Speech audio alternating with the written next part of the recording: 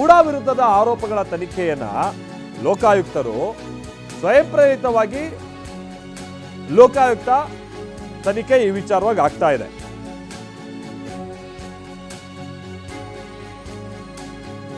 ಅಂದ್ರೆ ಈಗ ಆಲ್ರೆಡಿ ಒಂದು ಆಯೋಗ ಕೂಡ ರಚನೆ ಆಗಿದೆ. ನಿಮ್ಗೆ ಗೊತ್ತಿರೋ ಹಾಗೆ ಈ ಪ್ರಕರಣಕ್ಕೆ ಸಂಬಂಧಪಟ್ಟಾಗೆ ಒಟ್ಟು ಮೂಡಾದಲ್ಲಿ ಏನೇನಾಗಿದೆ ಅನ್ನುವಂಥದ್ದು ಅಕ್ರಮವನ್ನ ಪತ್ತೆ ಹಚ್ಚುವಂತ ನಿಟ್ಟಿನಲ್ಲಿ ಒಂದು ಆಯೋಗ ಕೂಡ ರಚನೆ ಆಗಿದೆ.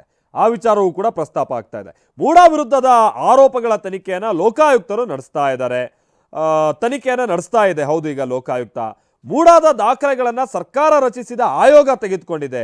145 ಫೈಲ್ಗಳನ್ನ ನಗರಾಭಿವೃದ್ಧಿ ಇಲಾಖೆ ಅಧಿಕಾರಿಗಳು ತೆಗೆದುಕೊಂಡಿದ್ದಾರೆ. ಮೈಸೂರಿನ ಲೋಕಾಯುಕ್ತ ಡಿವೈಎಸ್ಪಿಯೇ ಈ ಬಗ್ಗೆ ಪತ್ರ ಬರೆದಿದ್ದಾರೆ. ನೋಡಿ, ಇದು ಇಲ್ಲಿ ಬಹಳ ಇಂಟ್ರೆಸ್ಟಿಂಗ್ ಸಂಗತಿ. ಅಂದ್ರೆ ನ್ಯಾಯಮೂರ್ತಿಗಳನ್ನ ಕನ್ವಿನ್ಸ್ ಮಾಡುವಂತ ನಿಟ್ಟಿನಲ್ಲಿ ಈ ಪಾಯಿಂಟ್ಸ್ಗಳಿದೆಯಲ್ಲ, ಇದು ಬಹಳ ಉಲ್ಲೇಖಾರ್ಹ ಆಗ್ತವೆ. ಏನು, 145 ಫೈಲ್ಗಳನ್ನ ನಗರಾಭಿವೃದ್ಧಿ ಅಧಿಕಾರಿಗಳು ತೆಗೆದುಕೊಂಡು ಹೋಗಿದ್ದಾರೆ. ಮೈಸೂರಿನ ಲೋಕಾಯುಕ್ತ ಡಿವೈಎಸ್ಪಿಯೇ ಇದಕ್ಕೆ ಸಂಬಂಧಪಟ್ಟಂತೆ ಪತ್ರ ಬರೆದಿದ್ದಾರೆ. IAS ಅಧಿಕಾರಿ ನೇತೃತ್ವದಲ್ಲಿ ದಾಖಲೆಗಳನ್ನ ವಶಕ್ಕೆ ಪಡೆದಿದ್ದಾರೆ. ನಗರಾಭಿವೃದ್ಧಿ ಸಚಿವರು ಈ ಬಗ್ಗೆ ಮಾಧ್ಯಮಗಳಿಗೆ ಮಾಹಿತಿಯನ್ನ ನೀಡಿದ್ದಾರೆ.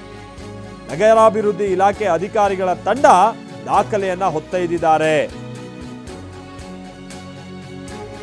ಅಂದ್ರೆ ಮೂಲ ಇದಕ್ಕೆ ಸಂಬಂಧಪಟ್ಟಾಗಿನ ದಾಖಲೆಗಳನ್ನ ಒಂದೊಂದು ತನಿಖಾ ಸಂಸ್ಥೆ ರೀತಿಯಾಗಿ ಅಥವಾ ಒಂದು ಆಯೋಗ ತೆಗೆದುಕೊಂಡು ಹೋಗೋದು, ತನಿಖೆ ನಡೆಸ್ತಾ ಇರುವಂತಹ ಲೋಕಾಯುಕ್ತಕ್ಕೂ ಕೂಡ ಇದರ ಡೀಟೇಲ್ಸ್ ಕೊಡದೇ ಇರೋದು ಅಥವಾ ಸಿಗದೇ ಇರೋದು, ಇದೆಲ್ಲವೂ ಕೂಡ ನಿಷ್ಪಕ್ಷಪಾತವಾದಂತಹ ತನಿಖೆಗೆ ಹಿನ್ನಡೆ ಆಗುತ್ತೆ ಅನ್ನುವಂಥದ್ದನ್ನ ವಿವರಿಸುವಂತ ಪ್ರಯತ್ನವನ್ನ ಮಾಡ್ತಾ ಇದ್ದಾರೆ.